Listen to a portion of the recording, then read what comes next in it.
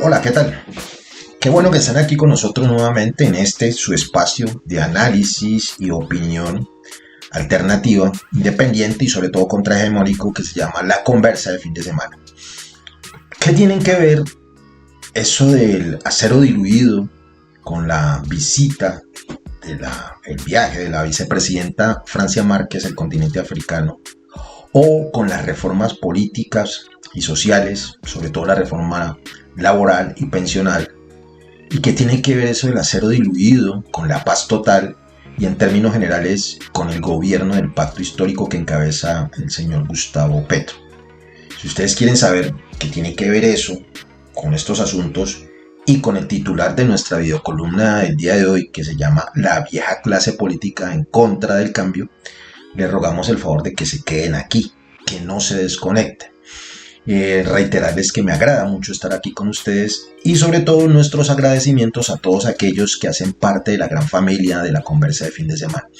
Invitarlos a que nos sigan visitando en las redes que ya aparecen en sus pantallas, en las pantallas de sus dispositivos, las nuestras redes sociales.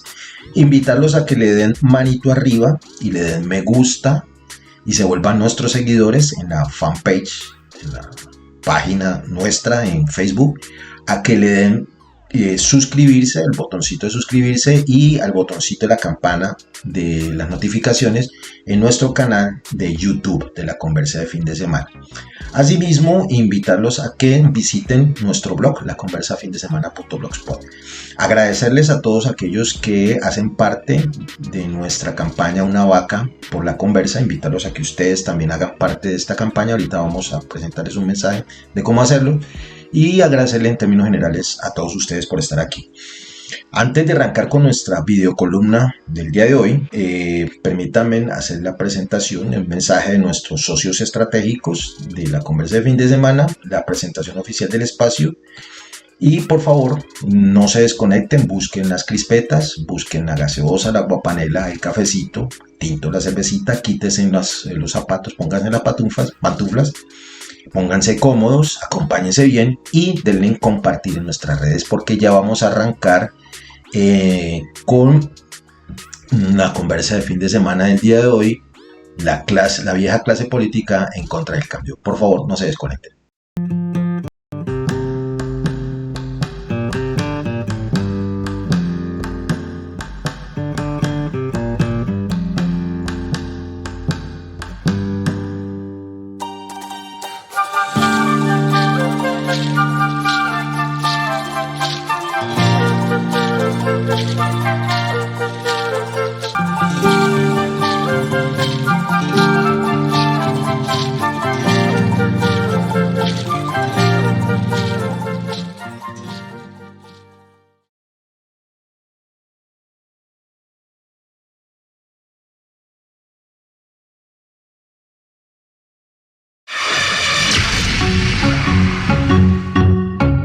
Conversa de fin de semana. Un despertar a un mundo de opiniones. Un despertar a un mundo de opiniones. Sean todas y todos bienvenidos. La Conversa de fin de semana. Dirige Omar Orlando Tobar Troches. La Conversa de fin de semana. La Conversa de fin de semana. Un despertar a un mundo de opiniones. Sean todas y todos bienvenidos.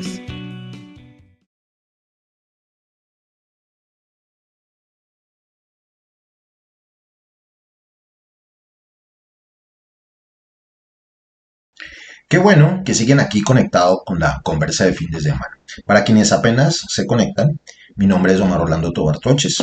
Este espacio se llama La Conversa de fin de semana. Hoy nuestra videocolumna está titulada La vieja clase política en contra del cambio. Hemos dividido esta videocolumna de hoy en dos partes. La primera, que hemos titulado Las noticias de la vieja clase política, y la segunda parte que se llama Las buenas noticias del cambio. Vamos a tratar de establecer qué relación tiene lo uno con lo otro con eso del acero diluido. Entonces, sin más preámbulos, permítanme presentarles esta primera parte de esta videocolumna del día de hoy, La vieja clase política contra el cambio. No se desconecten, por favor, que ya estamos arrancando.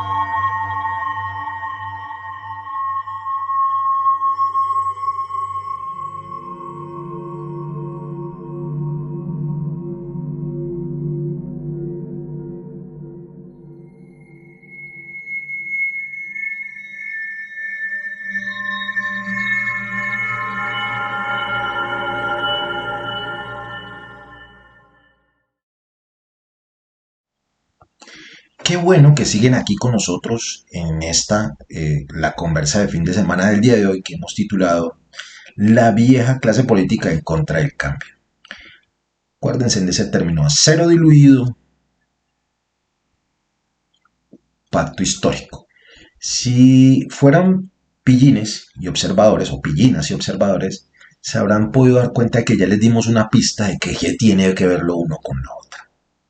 Pero sin embargo, todavía nos queda espacio para tratar de explicárselo. Esta primera parte, que tiene que ver con esas viejas prácticas de la vieja clase tradicional política de Colombia, es explicable en el entendido de que, tal como lo hemos venido insistiendo y diciendo aquí en este espacio,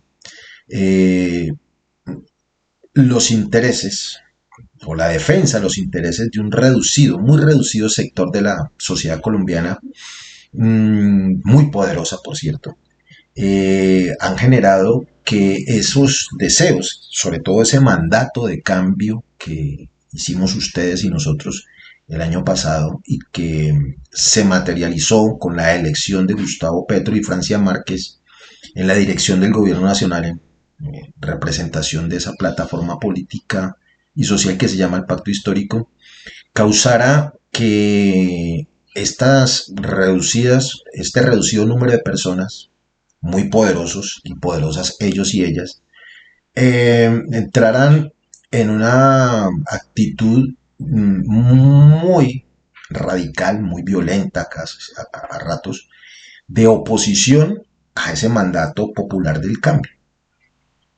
Y eso obedece a que, así no nos guste, pero es una realidad, existe también un buen número, paisanos suyos, nuestros, que piensan como ellos o creen que ellos los representan o han sido engañados para creer que ellos los representan y que los intereses que estas personas, es decir, la vieja clase política, las élites económicas y las élites sociales de este país, sus intereses son los mismos intereses de una serie de colombianos que, entre otras, pues tampoco pertenecen a su círculo social y mucho menos al económico.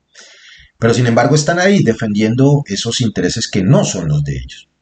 Y eso obedece a un legado histórico, pues que aquí no vamos a explicar en este espacio, de pronto más adelante vamos a buscarla, y que se puede resumir diciendo que las sociedades latinoamericanas y la colombiana ni más faltaba, son sociedades muy conservadoras y que ser conservador en términos generales de las sociedades latinoamericanas y obviamente la colombiana está muy enraizado con 500, 600 años de la formación de una cultura, de una cosmovisión, de una manera de ver y entender la realidad, muy, muy, muy de la mano con un esquema de pensamiento religioso, judio-cristiano, católico y recientemente las iglesias protestantes, y un esquema de interrelaciones sociales muy feudales, es decir, los señores de la tierra con los que no tienen tierra.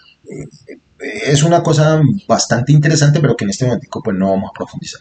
Pero ese esquema de pensamiento está muy presente y ese esquema justifica que muchos de nosotros y nosotras, así no pertenezcamos a esa clase social o económica, defendamos esos intereses, porque llevamos más de 500 años que se nos enseñó a pensar y a sentir de esa manera. Entonces, cuando llega al gobierno nacional una propuesta alternativa a esa forma de ver, a esa forma de entender la realidad, pues es natural que existan choques y que exista confrontación entre quienes han defendido esa forma de hacer política, de gobernar y de enriquecerse, y otro sector de la sociedad que no creemos que eso nos haya beneficiado a todos y que por el contrario es generador de muchos de los problemas que actualmente padecemos ustedes y nosotros. En ese choque, allí hay unas relaciones asimétricas, es decir, desiguales. Obviamente ustedes ya se estarán imaginando por qué. Porque no es lo mismo, y voy a ejemplificarme pues, para no utilizar a otras personas, en un medio, una ventana de opinión como es la conversa de fin de semana que se genera con las uñas desde acá de la provincia, del norte del Cauca, con un medio, por ejemplo, como o los medios que tiene el grupo Prisa, que entre otras tampoco es colombiano. Hay un desbalance de fuerzas, este es un mero ejemplo, de cómo se está dando esta confrontación ideológica, política y esta económica. En ese escenario de la defensa de los intereses de unos poquitos por encima de los intereses de la gran mayoría de la sociedad, ellos utilizando su experiencia de tantos años en el manejo de la infraestructura del gobierno, del país, de la política, pero sobre todo dos aspectos que son bien importantes para cualquier sociedad, que es el manejo económico y el manejo de la información, están dando una pelea colosal, pero desde nuestro muy humilde punto de vista muy, muy desleal, inclusive muy sucio. Pero quiero decir, no con esto quiero decir de que no sea, que es nuevo, no, esto ya lo vienen haciendo ellos hace muchos y muchos años. Y es algo que aquí ya hemos mencionado y que en otros escenarios también hemos compartido con otros compañeros, compañeras, amigos y amigas, que es el de la matriz de pensamiento. Y esa matriz de pensamiento se origina a partir de las matrices noticiosas, la matriz de opinión, matriz noticiosa, matriz de opinión, matriz de pensamiento, en ese orden jerárquico, si me lo permite. Y así es como nosotros semanalmente, quincenalmente, mensualmente, somos sometidos a esa matriz, a esa cuadrícula noticiosa de opinión y de pensamiento.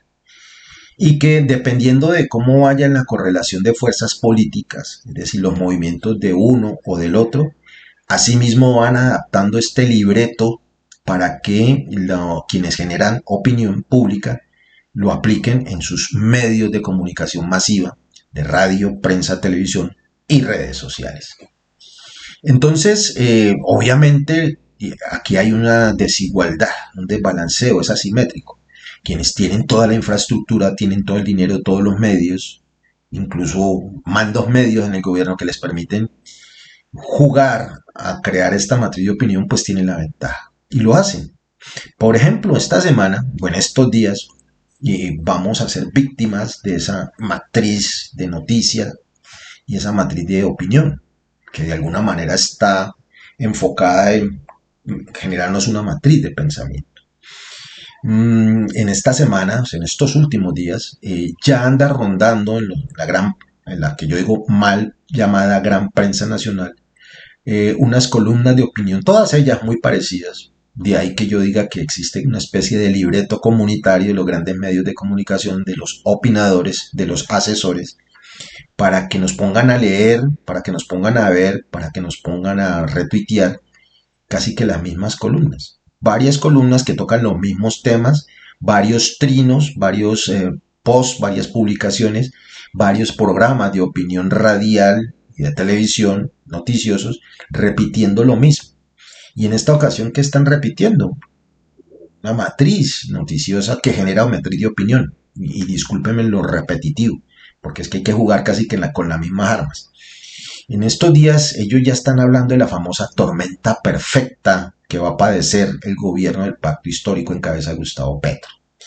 Y entonces tienen unas claves, y si ustedes son juiciosos y tienen tiempo, y le dan un repaso a los programas de opinión, a los programas noticieros, las columnas de opinión, inclusive hasta los trinos, post, la mal llamada gran prensa nacional, podrán ver que tienen unos elementos comunes que todos están repitiendo. Por ejemplo, la estrategia de sembrar desconfianza en el manejo económico de este gobierno. Y ustedes lo han visto. Primero fue la escandalera con la subida del precio del dólar, y cuando ya se estabilizó, se bajó, nada volvieron a decir sobre el precio del dólar. Siguen augurando que la economía colombiana no está creciendo, que por el contrario está decreciendo, y ahí echan mano de sumar peras con manzanas, y la crisis mundial de la que ya hemos hablado aquí en pasadas emisiones, casi que terminan echándole la culpa al mal manejo de la economía que en teoría, según ellos, está haciendo el gobierno de Gustavo Petro. Mezclan una cosa con la otra para que en todo ese mar de noticias, en todo ese bombardeo mediático, la gente termine pensando que inclusive la crisis mundial económica es culpa de Gustavo Petro.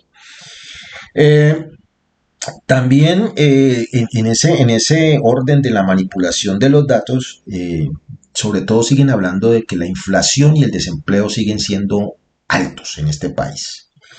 Y que gracias a eso, y sobre todo a la reforma pensional y la reforma laboral, muchos inversionistas y empresarios están pensando en irse del país o en no invertir en el país. Y entonces echan ese cuento, sembrando un terror, un pánico económico.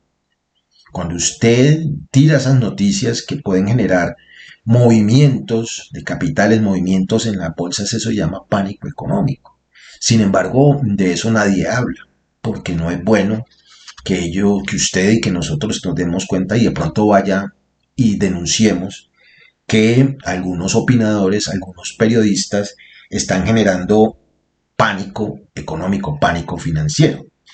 Y a eso súmele que empiezan a manejar noticias, y aquí hay una clave que yo quiero que ustedes le presten atención, hagan un ejercicio, que es el manejo noticioso que hacen los programas de los canales tradicionales en la televisión privada colombiana.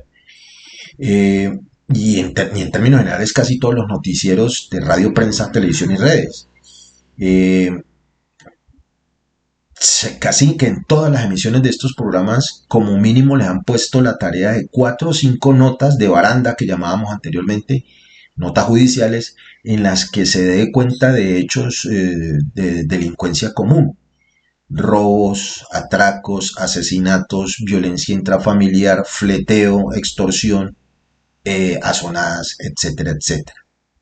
Y no es que no ocurran, es decir, para que no me malinterpreten, sí ocurren en este país. Lo que pasa es que si el noticiero de las 5 de la mañana de la radio, cualquiera que ustedes quieran escoger o la que ustedes escuchen, de la mal llamada gran prensa nacional, en un espacio de media hora le tira a usted 5 noticias de robo, atraco, fleteo, extorsión, azonada y violencia intrafamiliar, feminicidios, y a las 7 de la mañana en el otro resumen del otro noticiero que usted ve en televisión vuelven y le repiten esas mismas 5 o 7 noticias, pero a las 11 de la mañana en el flash informativo del otro canal de TV Cable que usted ve, le repiten eso, pero resulta que en su cadena de WhatsApp, el que tiene usted con la gente de su barrio, de su empresa, le han pasado durante toda la mañana los mismos videos dando cuenta de cómo están atracando en el barrio tal que es su barrio, o cómo están extorsionando a los empresarios tal que es donde usted trabaja. Y a las 2 de la tarde, entre 12:30 y 3 de la tarde que duran los noticieros de televisión, vuelven y repiten estos 5 o 7 mismos casos, y por la noche vuelven y se lo repiten a usted, y a nosotros nos queda la impresión de que efectivamente están atracando, que da miedo, están robando, que la delincuencia se desbordó. Y vuelvo y repito, no es que no suceda, sí sucede. Y de pronto viene sucediendo esto desde hace muchos años atrás, sino que antes no nos lo daban en esas dosis exageradas de repetición que lo hacen hoy, el día de hoy. y porque antes la gente no pasaba noticias a través de las redes sociales, hoy sí lo hacemos. Entonces da la generación, eso que llaman la percepción de violencia. Y a paso seguido, entonces un señor opinador en los programas de risa de por la tarde, que se supone que son de relajación, de humor, de pasarla rico, le contratan dos tipos que opinan, dos expertos, dos asesores políticos, que terminan el día diciéndole a ustedes que toda esa violencia desbordada se debe a que hay una orden del gobierno del pacto histórico a las fuerzas militares, y entre ellas la policía, de no hacer nada. Y que esa orden tiene desmotivada y humillada a unas fuerzas militares que han sido humillados y desmotivados desde hace mucho tiempo. Y entonces que pobrecitos a ellos, no es justo con ellos que ahora fuera de todo la JEP, la Jurisdicción Especial para la Paz, y la gente de izquierda ahorita lo señale de los famosos falsos positivos y que le sigamos dando credibilidad a un señor como Mancuso, que es un delincuente, que señala de que esas cosas ya venían pasando hace 30 o 40 años. Esa es una matriz de pensamiento, de opinión. Y a eso súmelen que en estos días le han dado prensa, radio, televisión y redes a gobernantes, gobernadores y exgobernadores quienes han señalado eso que acabo de decir. Y me refiero, por ejemplo, a los gobernadores actuales de Meta, de Norte de Santander y un exgobernador del Cauca, porque ¿dónde hacemos nosotros? Que coinciden los tres en ser copartidarios de un señor que por ahí anda en un video amenazando a los trabajadores y trabajadoras de que si se aprueba la reforma laboral o antes de que la aprueben, ellos y los empresarios, ellos me refiero a los amigos de don Vargas Lleras, van a echar a miles de trabajadores. Entonces, estos gobernadores socios de este señor Vargas Lleras son los que ahora se excusan su inoperancia, su incompetencia, incluso hasta su corruptela en el gobierno del pacto histórico. Entonces, es toda una matriz de pensamiento para meternos a ustedes y a nosotros en la cabeza el cuento de que el cambio es malo, o que no ha habido cambio, o que vamos a cambiar para empeorar, que todavía no estamos viviendo sabroso y que es imposible que ustedes y nosotros vivamos sabroso. Unos elementos de juicio para que ustedes allá en la intimidad suya, en su autonomía, generen su propia opinión. Pero para terminar esta primera parte de la videocolumna del día de hoy, los voy a dejar con el famoso video del señor don Vargas Lleras, que recoge, según él, el pensamiento y el sentir de muchos empresarios que ante el cambio van a optar por el plan A y el plan B de sacar a miles de trabajadoras y trabajadoras con tal de que no aprueben las reformas que ustedes y yo votamos que se hicieran. Entonces los dejamos con el video de don Vargas Lleras, seguimos con la segunda parte.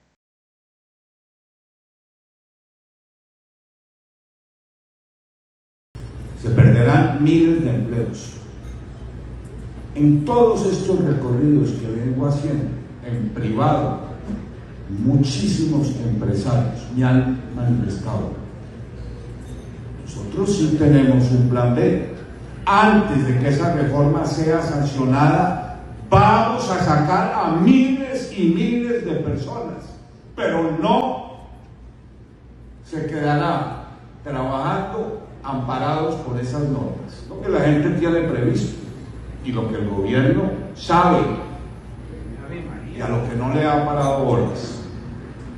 Mi llamado hoy aquí desde la ciudad de Medellín es a todos los partidos que no comulgan con el gobierno para que nos unamos con la mayor generosidad. Y a eso venimos a Antioquia.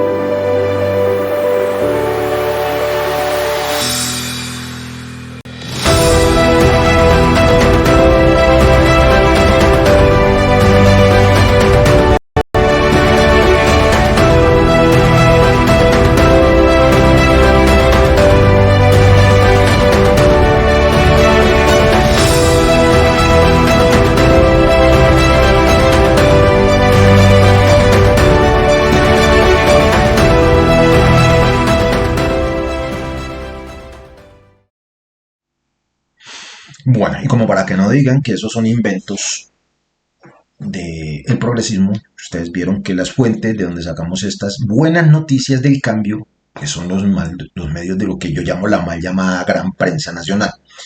Está claro, no es que las noticias sean buenas o malas, sino que la manera en que lo dan o que las informan es lo que nosotros criticamos aquí. Esas noticias, independientemente de que las den esos medios, pues son noticias reales que hay que darlas. Y que son las noticias buenas del cambio. Entonces, esta parte, la parte final de la conversa de fin de semana, de esta conversa de fin de semana, tiene esa intencionalidad. Es decir, en la primera parte vimos cómo hay generado todo un libreto que comparten la mal llamada gran prensa nacional de Colombia, en la que todos los días todos casi que se ponen de acuerdo en dar las mismas noticias, en darle una intencionalidad en la forma en cómo dan las noticias.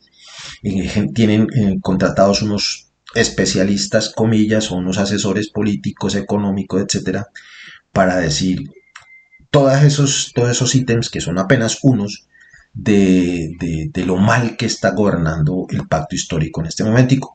Pero todo eso tiene una intencionalidad que ustedes dirán, bueno, ¿y eso del acero diluido dónde está? Todo eso, por eso terminé con y hice énfasis en lo de una fuerza militar es humillada, hacia agachadas y con la orden de no hacer nada. Porque sobre ese sector de la sociedad es que ellos están tratando de incidir en estos días. Para generar, y por ahí se descacharon, como ustedes vieron en el video en la última parte, por ahí se descachó un coronel y un ex general de la República cuando hicieron esa protesta con los militares. Se descacharon y dejaron ver los colmillitos de esa figura que se llama acero diluido, que no es otra cosa sino que el nombre, teoría clave, de la estrategia de un golpe de Estado blando. Todas estas cosas, estas malas noticias, estas desinformaciones, son para ambientar en la opinión pública y un golpe de Estado blando, al estilo de Ecuador, al estilo de Perú, al estilo de Bolivia. Pero sobre ese golpe de Estado blando nosotros ya habíamos hablado aquí, pero creo que será necesario que hablemos más adelante. Ahora estamos en las buenas noticias del cambio. Vean ustedes cómo, y aquí voy a permitirme utilizar me disculpan de pronto la presentación no va a ser la mejor, pero quiero que vean eso para que miren una cosa como va con la otra. Entonces permítanme yo aquí, déjenme yo como aquí el bichito, ya los comparto, aparecer ahí, discúlpenme la presentación. Ven ustedes cómo en Twitter, que es una de las redes más populares en Colombia, esta campaña está que arde. En la parte de arriba, si ustedes la alcanzan a mirar, que es del tuitero y que entre otras es funcionario de Twitter, la cosa toda extraña, el periodista, entre comillas periodista Diego A. Santos, del grupo Prisa, de la Casa Santos, del Tiempo, empieza en su acostumbrada catilinaria a decir cosas como que se cayó la venta de viviendas, se cayó la construcción de los eólicos, se cayó la confianza en el gobierno, si pillan ustedes, se cayó el transporte aéreo, se cayó la seguridad entre pymes, se cayó la popularidad del presidente, se cayó la mitad del gabinete, se cayó la decencia, se cayó la verdad. Si ven ustedes toda una serie de mentiras, de noticias falsas o de posverdades que llaman ellos, para sembrar en el inconsciente colectivo la sensación de que todo está mal. Y por eso nosotros esta parte la acompañamos con el trino de Gustavo Bolívar. Él, respondiéndole a este trinador profesional, señor Santos, Diego, le dice, es que se cayó el desempleo, se cayó el déficit fiscal, se cayó la inflación, se cayó el dólar, se cayó la producción de cocaína, se cayó la evasión, se cayó el robo de los bienes de la SAE, se cayó la mafia que operaba la UNP, se cayó el índice de homicidios, se cayó la pobreza multidimensional y se han caído un resto de cosas, que es de las que estamos tratando de hablar en esta parte de la conversa. Entonces, sobre esas buenas noticias es que queremos hablar, para darle un mentiz a estos trinadores profesionales, que es bien chistoso. Al señor Diego A. Santos, funcionario de Twitter, a él no lo censuran. Él escribe un poco de barbaridades, hace un poco de acusaciones y a él no le censuran ni nunca le sancionan su página, su perfil de Twitter. Claro, él no se puede sancionar al mismo. A quienes hacemos denuncias, a quienes señalamos, sí nos sanciona de vez en cuando este señor Alfonso, Diego Santos. Bueno, pero las buenas noticias, dirán ustedes. Ahora 8 días yo les hablaba un poquitico y aquí voy a ser breve porque no me va a demorar mucho que ya estamos terminando esta conversa. La reforma de la salud, a pesar de lo impopular que dicen que es, resulta que ya pasó su primer debate. Está pasando a plenaria de Cámara. Se firmó el Plan Nacional de Desarrollo. Eso es una buena noticia y lo votaron la gran mayoría de los congresistas, incluidos algunos de la oposición. Y entonces, este Plan Nacional de Desarrollo de Colombia, Potencia Mundial, como les decía, ya les mencionaba anteriormente, tiene 5 ejes fundamentales. Ustedes lo pueden mirar en redes y lo vamos a compartir también en el blog de la conversa. Habla sobre el ordenamiento territorial alrededor del agua, el agua como elemento vital, como elemento fundamental de la vida. Entonces, alrededor del agua es que tenemos que empezar a mirar cómo ordenamos nuestros territorios y cómo ordenamos nuestra producción. La seguridad humana y la justicia social, uno de los pilares fundamentales de cualquier sociedad. De eso estamos hablando cuando los mentís, como ese señor Santos y otros más, dicen que este gobierno no tenía una estrategia de seguridad. Pues claro, apenas la estábamos aprobando en el Plan Nacional de Desarrollo, ya está. El derecho humano a la alimentación, nada más ni nada menos, para esos nuevos dolientes de los niños que se mueren de hambre, pero que no decían lo mismo en los gobiernos recientemente pasados, todos los gobiernos uribistas. Nada que decir de los niños que morían de hambre en La Guajira y en términos generales en toda Colombia. Entonces resulta que este Plan Nacional de Desarrollo Colombia, Potencia Mundial de la Vida, se habla del derecho fundamental, derecho humano a la alimentación.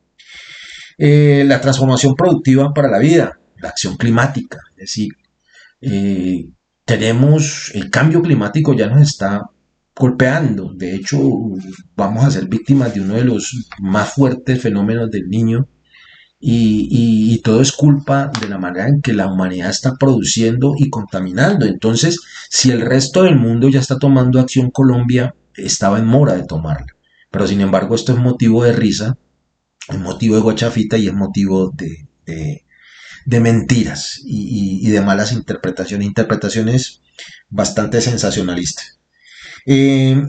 Todo esto, este plan de desarrollo, pues nada menos que es el producto de las reuniones constantes, reuniones regionales de más de 250.000 personas, es decir, ustedes y nosotros fuimos autores, coautores y coautoras de este plan de desarrollo Colombia, Potencia Mundial para la Vida. Pero las buenas noticias, como ustedes veían en el pequeño clip, no terminan ahí.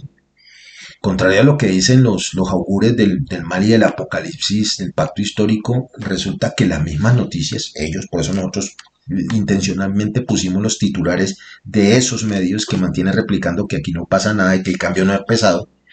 Por ejemplo, en esos medios recogimos que, por ejemplo, las tiendas de uno, que son del sector empresarial, de los gremios de este país que están en contra de las políticas del cambio, miren ustedes cómo juegan. El factor económico es muy determinante. El grupo de uno abrirá 300 tiendas más en Colombia. Eso se llama, en tiempos de Uribe, confianza inversionista, es decir, contrario al terror mediático de decir que los inversionistas están yendo de este país y que no quieren invertir. Empresarios como de uno dice que van a abrir 300 tiendas más de las que ya tienen. El grupo ARA, quien encabezó la rebaja de los precios de los alimentos, anuncia también expansión de su cadena de almacenes. Se nos olvidaba, y ustedes lo veían en los titulares, la multinacional francesa constructora de aviones, la Airbus, dice que firmó un tratado con Colombia de más de 300 millones de dólares para que Colombia empiece a fabricar partes mecánicas para sus aviones y partes y autopartes aquí en Colombia, creando empleo en Colombia. 300 millones de dólares. Confianza inversionista se llamaba antes. La chilena Falabella dice que va a abrir un gran centro de distribución aquí en Colombia, generando empleo.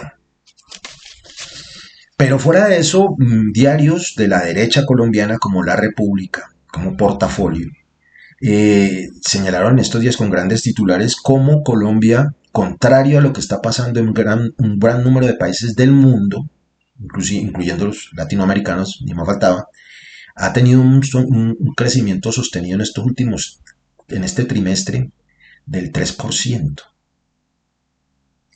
Señor Don Santos decía que la inflación había crecido y que no había crecimiento económico, 3%, sostenido en este trimestre, inclusive con meses con porcentaje más alto. Se estabilizó el dólar, de hecho el dólar tiene tendencia a la baja. Se incrementó la inversión extranjera, lo que veníamos diciendo, ¿en cuánto? En un 25%. Se está disminuyendo el desempleo. Las cifras del DANE así lo dicen. Las cifras de pobreza multidimensional están decreciendo, están bajando. Y en estos días, incluyendo el viaje de la vicepresidenta colombiana a África, se han firmado acuerdos económicos de inversión y de cooperación con Colombia, en gobiernos como los de Estados Unidos, con España y obviamente los que están pendientes de materializar con África y con otros gobiernos y otros países en Europa. La banca multilateral, ustedes ya lo veían ahí, el Fondo Monetario Internacional, el Banco Interamericano de Desarrollo y el Banco Mundial le han dado un espaldarazo a las políticas económicas de este gobierno. Y así lo han registrado medios de comunicación en el extranjero, que no aquí en Colombia. Inclusive varios premios Nobel de Economía,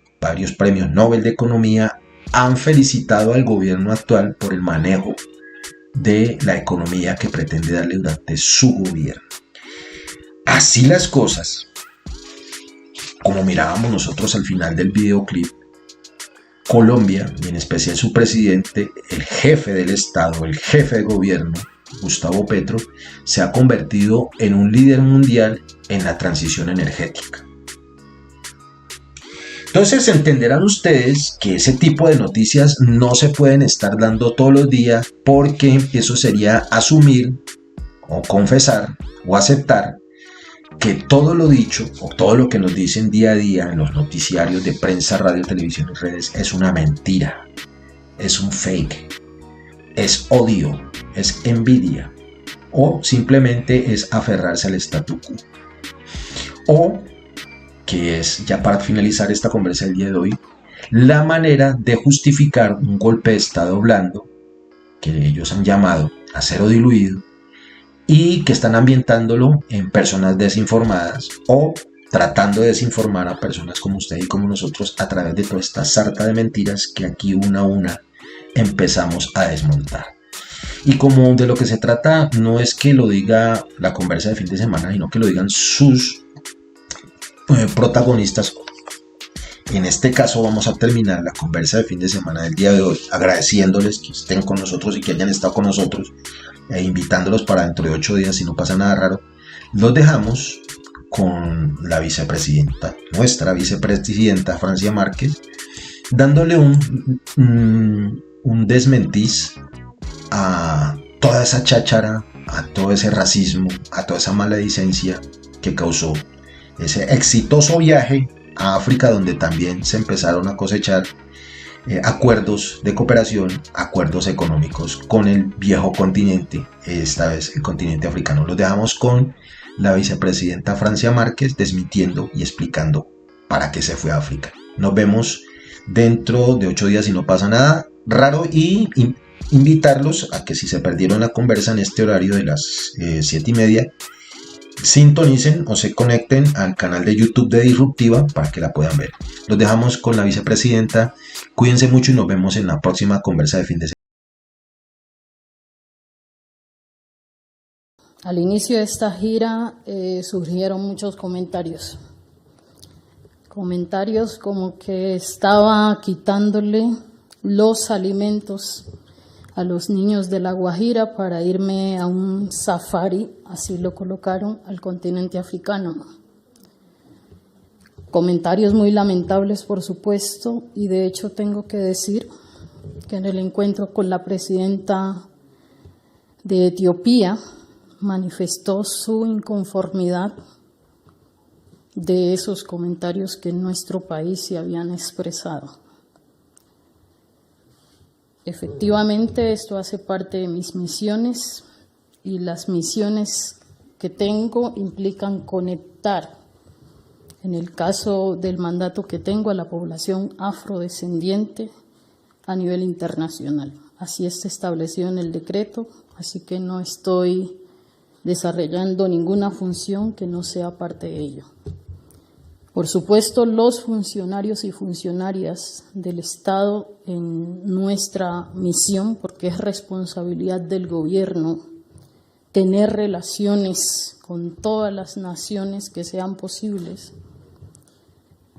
No me imagino entonces pues cada funcionario pidiendo tiquetes y eso. Entonces el presidente y yo acordamos que la forma más fácil de hacerlo era la disposición de un avión de los que tiene el Estado en términos de la movilidad. En otros momentos yo no he tenido ningún problema en viajar en vuelo comercial, incluso en clase ejecutiva, y eso no es un problema para mí. Por supuesto, una delegación como esta implica no solo el vuelo, no es solo el avión, sino que hay que pensar en el hospedaje, la alimentación, y todas las personas que viajan tienen que viajar con seguros médicos internacionales que cuestan. Esto, en el caso de los particulares, yo no podría haber cubierto con recursos estatales esos gastos. En tal sentido, Open Society, como muchas de las agencias de cooperación que hay en nuestro país, que tiene una agenda de cooperación en términos de justicia racial, decidió en esa apuesta de la vicepresidencia de conexión, que es lo que tengo, pues facilitar las condiciones a artistas, a líderes sociales, ¿sí?, a sociedad civil para que se desplazaran, para que en términos de desplazamiento interno allá, por tierra, por ejemplo, facilitar las condiciones. Yo como vicepresidenta tenía como moverme, porque en cada país el gobierno me facilitó la seguridad, los transportes, incluso para el caso de Sudáfrica y Etiopía, los hospedajes y todo. Pero eso no pasaría ni con los funcionarios públicos, ni tampoco con las personas que llevamos de sociedad civil. En tal sentido, sí, los funcionarios podían cubrir con apoyos viáticos que le dan, pero no pasa con las personas de sociedad civil, que no tienen las condiciones económicas para cubrir esos gastos. Open Society entonces decidió asumirlo. ¿Qué me pide a cambio? Asumir, sí, lo que estamos haciendo. Una política que contribuya a la paz de este país, que contribuya a la justicia racial de este país y que podamos avanzar en el desarrollo de las promesas de gobierno que establecimos tanto el presidente Gustavo Petro como yo en campaña. Relación a las cifras, no tengo cifras. Yo vi que se hizo un derecho de petición preguntando cuánto costaba el combustible del avión que nos llevaba. No sé si son cifras ciertas o no. Esto no ha pasado en ningún otro gobierno, ni con ninguna otra delegación. Incluso yo ya he hecho viajes a lugares. Yo he viajado a Europa, he viajado a Estados Unidos, y por esos viajes yo no vi preguntar por el combustible que se gastaba en el avión o los recursos que gastamos movilizándonos. Solo pasó porque era el continente africano, y aquí hay un sesgo racial que no se puede ocultar.